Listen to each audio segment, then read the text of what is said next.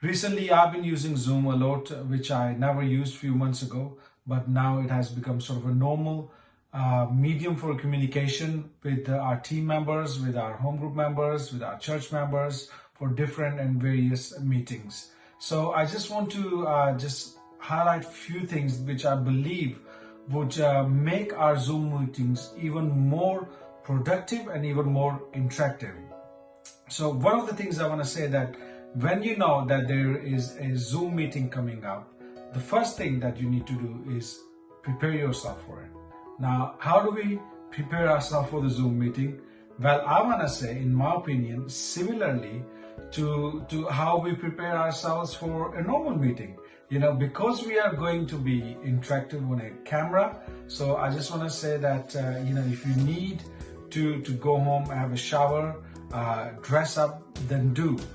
Dress up, get ready, and I'll come on to that a little bit more later on. Think of a place where you're going to have that Zoom meeting, where you are going to be placing the camera. Is it going to be in your hand, or is it going to be placed on a tripod or on a stand or on a table where it's comfortable for you? Make sure the seating where you are sitting is comfortable, i.e. perhaps a nice chair or a sofa. I wouldn't say bed because there are drawbacks with that, but just make yourself comfortable. It's already convenient enough for us to join these meetings on Zoom from the comfort of our homes. So we want to make sure that we are ready for these meetings, And second thing I want to say is this, that if possible, use a tablet or a PC. If you've got a tablet, iPad or an Android tablet, use one of those. Use a PC. The reason I say that is this, that you can see sort of faces of the other people in a gallery view on a bigger screen, which makes it much more fun and much more interactive. Thirdly, and most importantly, I want to say this, that try to have your cameras on.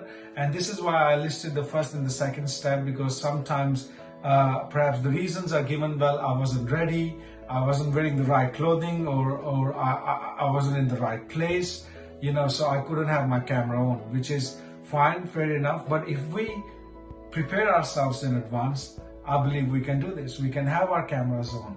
And another reason I say that it is important for the host or the person who's leading the meeting to see you is that they will be encouraged by seeing your facial expressions while you're nodding or perhaps shaking your head or raising your hands and giving some form of gestures, and there's a bit of an eye contact, so they can see that you are partaking attentively.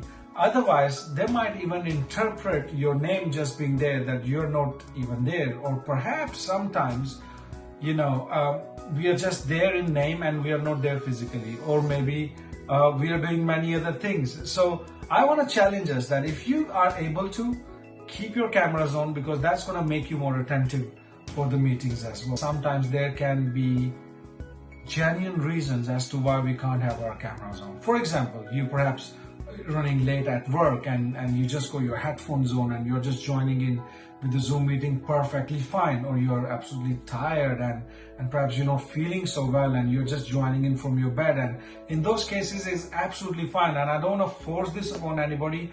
I'm not saying that this is a must that everybody should have their cameras on, but I do think that where possible we should, to make these meetings much better, to take this to the next level and to interact in the best way possible. So have good Zooming, have good great meetings on Zoom, and God bless you all. Thank you for watching this.